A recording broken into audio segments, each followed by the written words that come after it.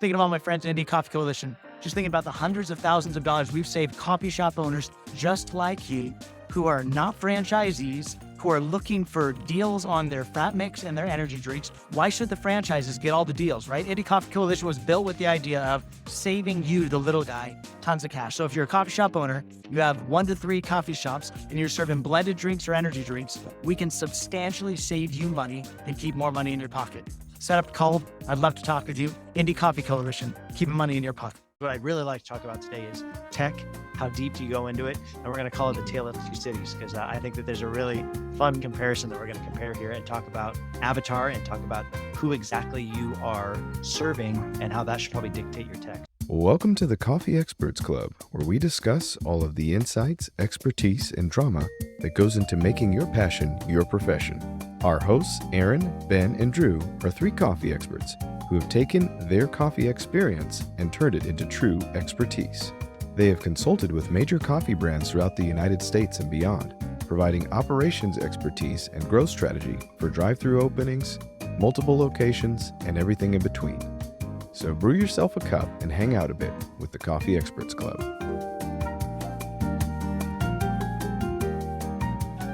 We're here for the Coffee Experts Club. Ben, Drew, how are you guys doing today? It's actually kind of warm out afternoon. It's 11. I heard it was warm in Belize. You heard right. Oh, well, I'm up in Montana today, and it's sun is out, sun is setting, snow on the ground, but it's not too cold out. It's like perfect Montana day. So I'm not going to say I'm bummed to be talking to you guys, but I mean, it is a little bit of a bummer to be talking to you guys right now instead of now walking in the sun. How much snow you get up there? Not a ton here. Yeah, we're just outside of Helena. So North Helena, South Falls, kind of in the middle. I have a little town called Craig.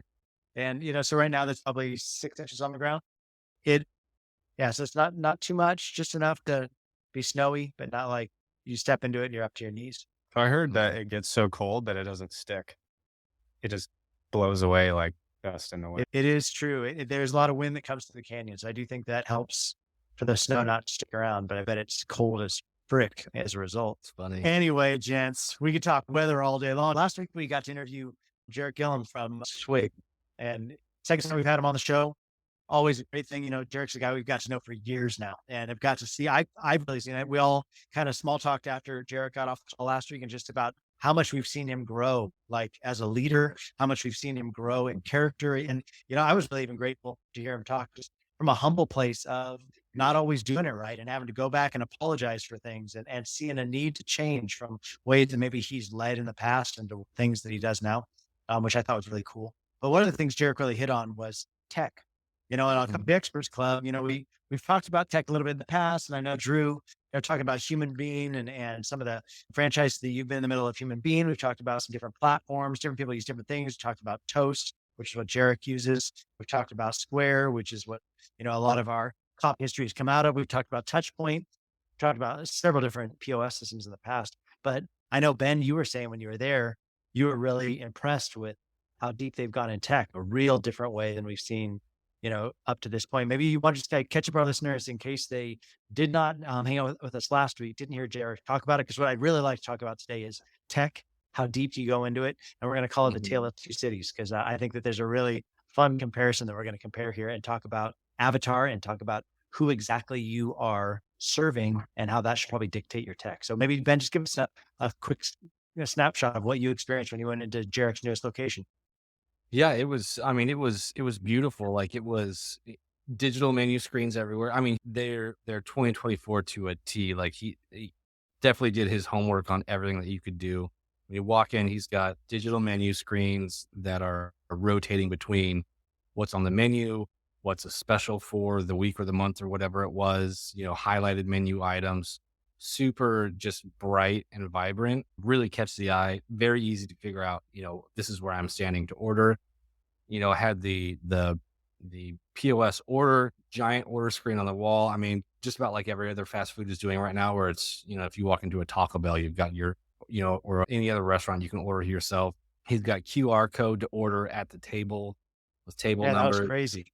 Yeah, it was just, I walked in and I was just like, man, he's on top of it, and it's smart. I feel like coffee's always been the slowest behind in the fast food-ish industry of that sort of self-ordering. but it's so smart because like coffee shops are slammed all the time. Like if you've got a line of 10 people and half those people can go order at a kiosk on the wall and it all still comes up the same for your baristas working, make your life 10 times easier and make the baristas' lives 10 times easier. So I was super impressed with that.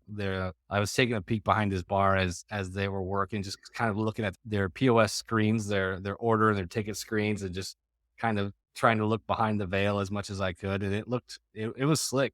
One of my favorite pieces of his tech, which he walked me through his store before he opened, and in their whole back storage room, they did like a fabricated sheetrock all around the whole thing, and it's like plastic, and each corner of it has a little dial you twist, and you can open the wall and get inside of it for like plumbing and electrical, and super fast and super smart, because we always needed to get in our walls. And That is a piece of information that only Jerrick would know to put in, and that's genius.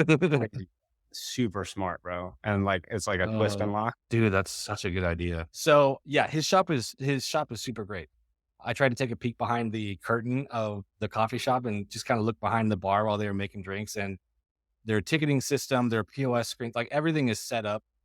Like you can tell somebody who has been in the coffee industry for a while and has thought, okay, this sucks, that sucks, this sucks, that sucks, and just fixed all of that with their tech on the bar.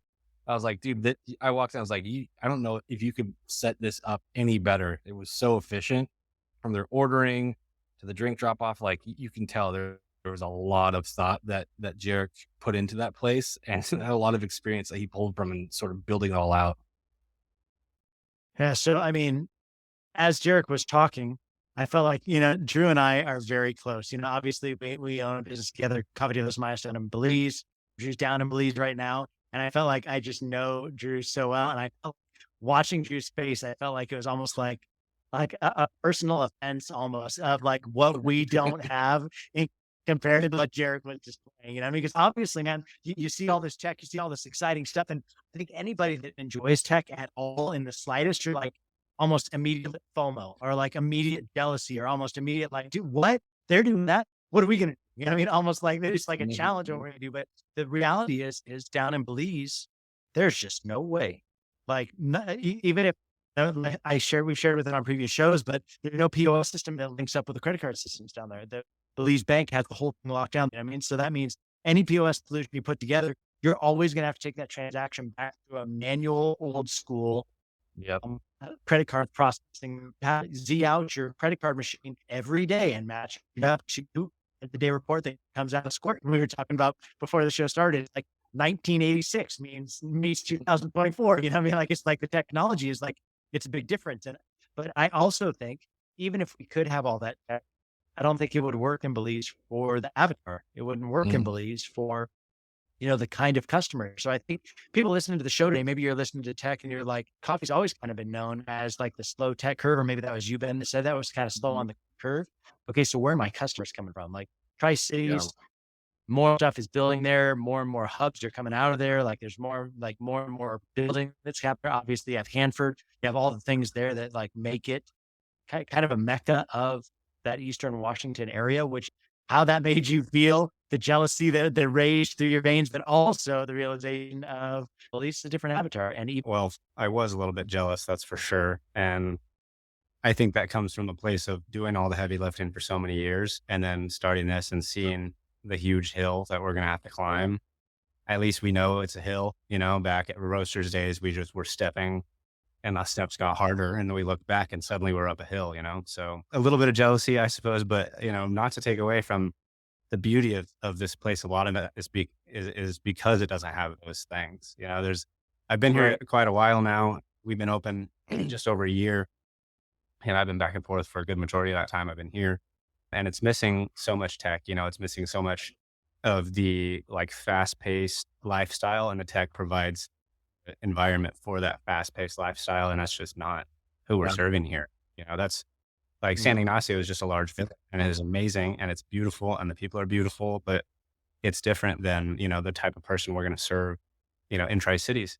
And it's I've heard the saying that we have so much tech now, and we're still have no time. You know what I mean? So the tech almost brings along with it this capacity for not doing enough in a day because I could do a million things in a day in Tri-Cities.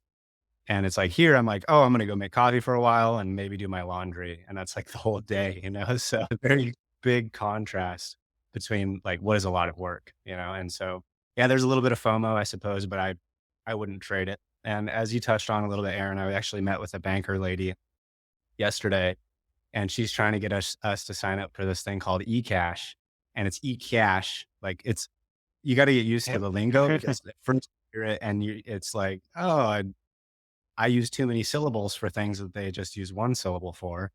eCash, and it's KYASH, eCash, and it's like their version of like a digital wallet. And I've been so like, I don't want to join. I don't care. Like what we're doing is working. I was talking to her a little bit about the POS integration, and I was like, well, is this something that we could eventually move to like our system?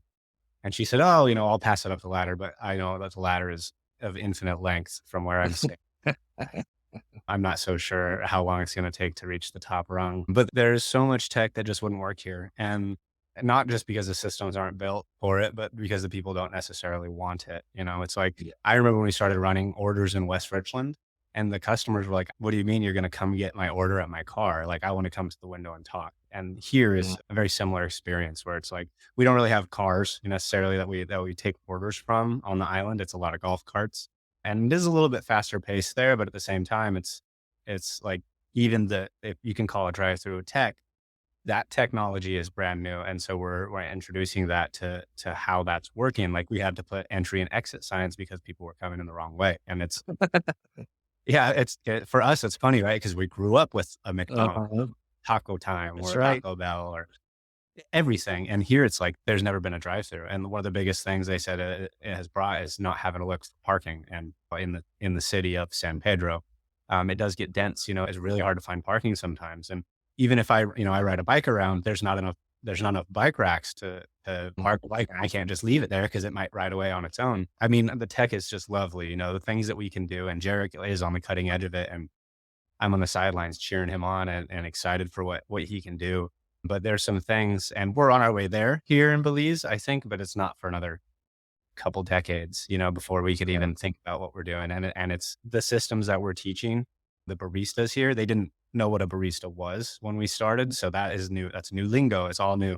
The espresso machine is new. The blenders, the way we use them are new. And so we're using like these stepping stones, these baby steps to get to being able to teach a more complex, like ticketing system. Like they wouldn't understand. Like we had to be taught how, oh, I can take an order and charge at the car and then you just hand it out at the window because a POS understands that order was taken, charged at the car, and you don't then have to take money at the window. Like that's not a concept that has existed here. And so we're taking baby steps to get there. But yeah, I have a little bit of jealousy, and I haven't been back yet since he opened that store. And he walked me through it the night before grand opening on FaceTime and showed me all his, all his doodads and fun whistling pinwheels. But I'm excited to go get the full customer experience and really see how it feels to walk in there and order from the table. And I'm going to go in and order in 3 different places and be like, sorry, I only actually want one. I wanted to see how that felt to sit here, stand there and then talk.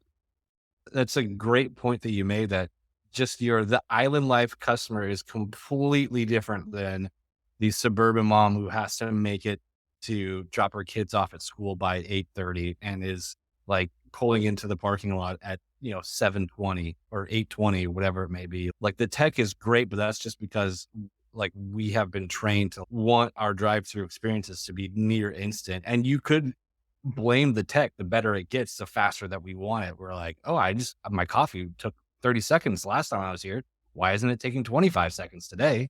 Like, so you could partially blame the tech and that constant progress of us wanting it to be faster and faster.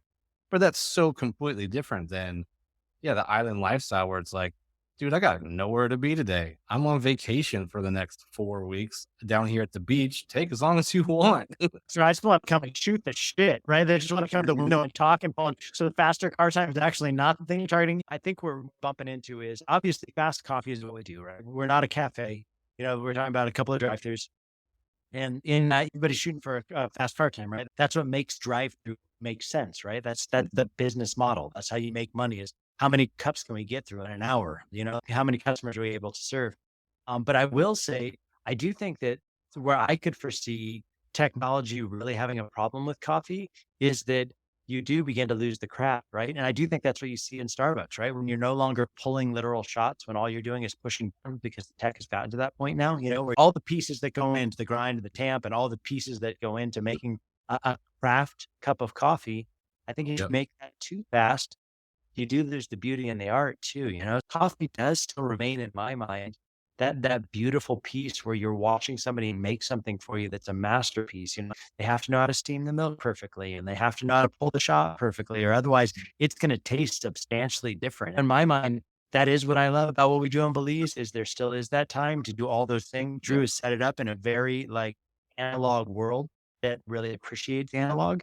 And I think that the people and the customers appreciate the analog of it and also appreciate the craft in it. Drew can walk in and he's like, no, baristas are doing this wrong, because I can just watch and see they're doing this wrong. You know what I mean? There's a craft to it. What do you guys think about that? The art of coffee, the craft of coffee meeting tech and speed, like you were talking about, Ben, where Jimmy's mom needs to come through and get Jimmy to school in the next 5 minutes. So you better get her out the driveway, because otherwise she's gonna be pissed by the time she gets to the window, Yeah, I mean, that has constantly been, I think will always be the two warring personalities of coffee, because coffee is a craft, especially here in the Pacific Northwest, and kind of the birth of coffee in essence, American style coffee. Coffee is craft, but it's also a fast product. And your customer, whether they realize it or not, wants both of those things. And they are two completely warring ideas.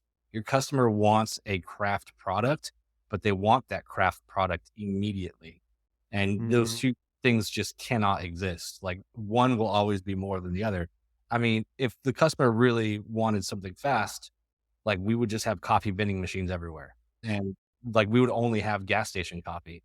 But the reason Right. coffee shops exist is because the customer wants that, but then they also want something craft. So for us and every coffee shop owners, you have to constantly weigh that, okay, is my tech superseding my craft, or is my craft superseding my tech? And it's just this constant balance between these two yin and yang sides of good quality versus good speed.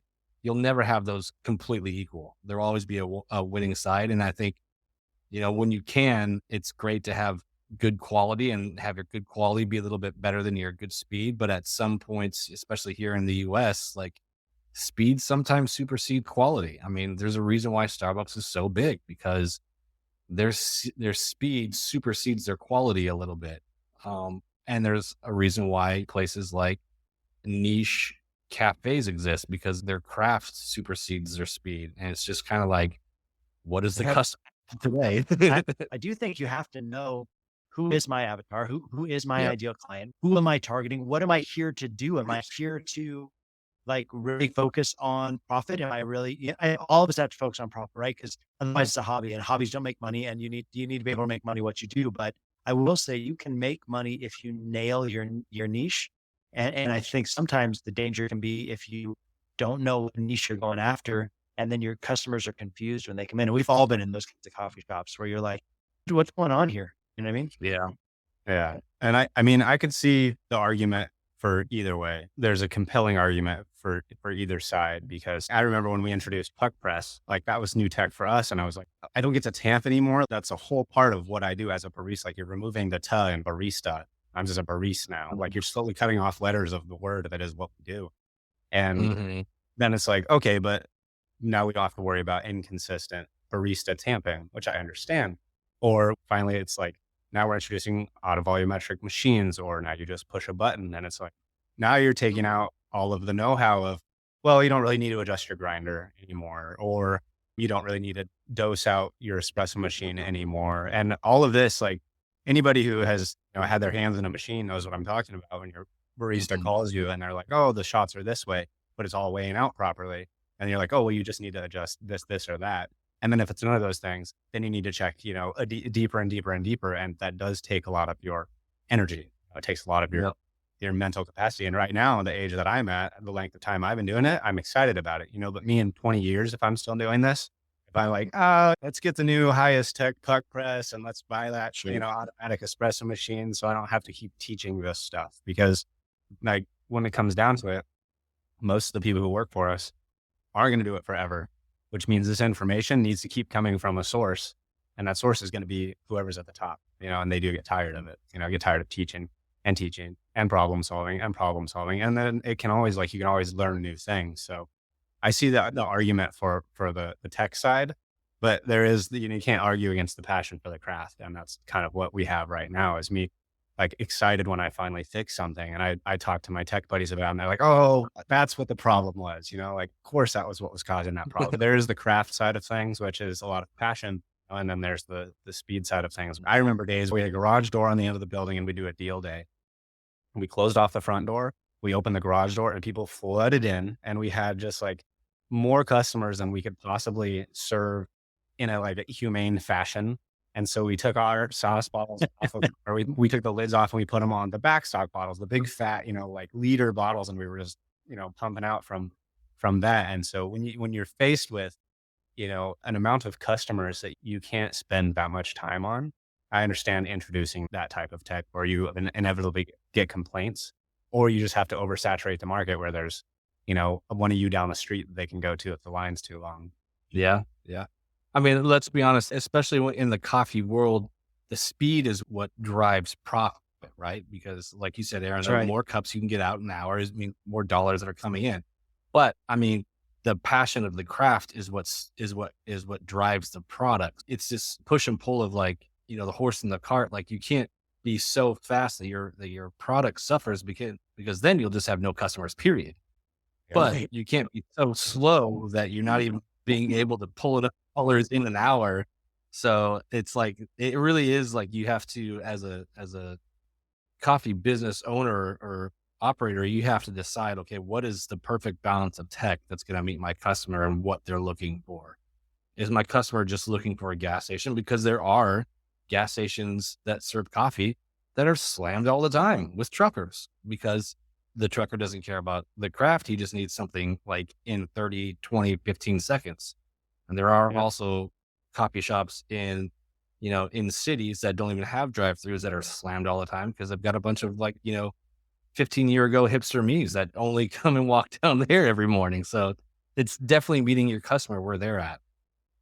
And I think too, probably identifying, okay, so what kind of person am I? What kind of business do I want? And then that's probably going to attract avatar of the kind of people that I'm trying to serve. And then just making sure that your footprint is able to do whatever kind of business it is you want to do. So I would say, if you want a sit down cafe that's slow, I would say, just realize you better make sure your rent's cheap.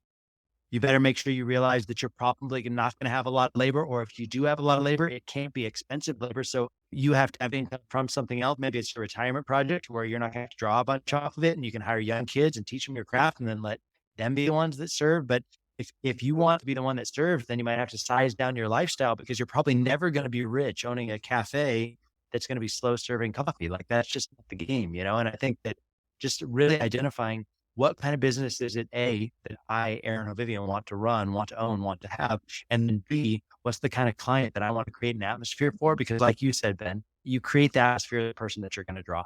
And if you're looking for slow, I'm never going to be the guy that chooses a slow coffee shop, because I'm dude, I've got a budgeted amount of time. I gave you a half hour. I get a half hour to myself. That's all I got. I sure as heck don't want to stand here in this line talking to you for 15 minutes of my half hour. I want my cup of coffee. I want to find my corner. I want to hunker down and just enjoy some silence. But then you've got other people that walk in and they're like, no, 15 minutes in the line talking to the guy making my coffee is why I come here. You know what I mean? So I think that understand the kind of person you are and then the kind of people you're going to draw, and then building out your tech based upon that. I think that's probably the best piece of wisdom we could walk away with today.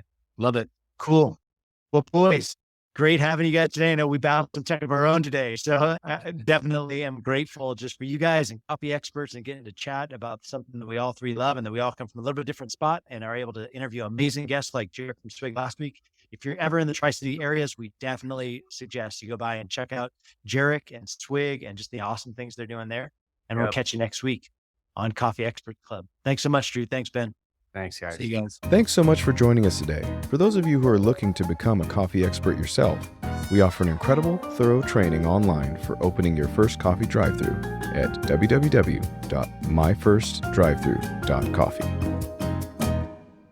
Thinking about my friends Indie Coffee Coalition, just thinking about the hundreds of thousands of dollars we've saved coffee shop owners just like you who are not franchisees, who are looking for deals on their frat mix and their energy drinks. Why should the franchises get all the deals, right? Indie Coffee Coalition was built with the idea of saving you, the little guy, tons of cash. So if you're a coffee shop owner, you have 1 to 3 coffee shops, and you're serving blended drinks or energy drinks, we can substantially save you money and keep more money in your pocket.